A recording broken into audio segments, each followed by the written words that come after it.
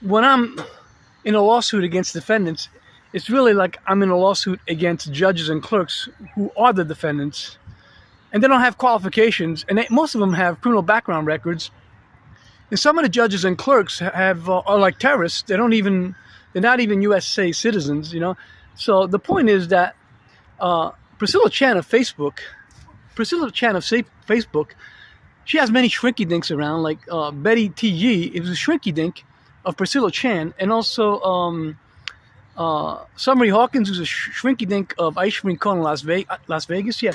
So R. Ennis, and what's going on here is that they're trying to change our government.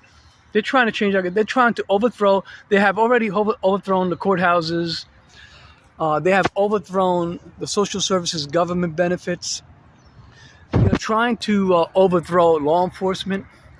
And they have overthrown inspector generals, auditors. They have overthrown the state of California controller. Most of California is hijacked, right?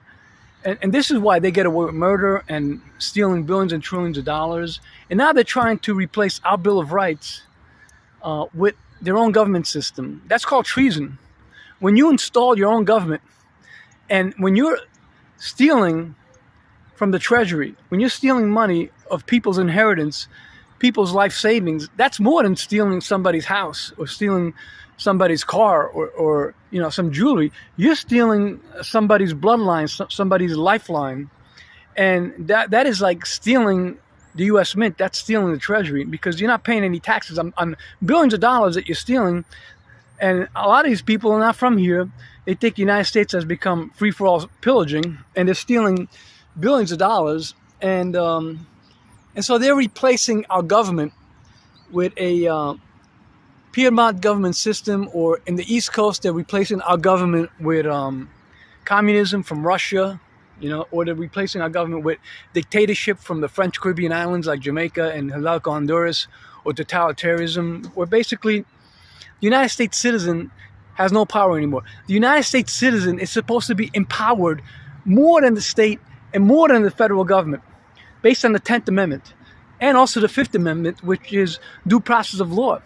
If somebody does something bad to me, it is my right and my duty as a United States citizen to file a complaint and also a citizen's arrest, so that what happens to me, the murder of my children and the stealing of my life savings and my father's wills and estate of billions of dollars, so this is due process of law, must be adjudicated, so that what happened to me doesn't happen to other United States of America citizens.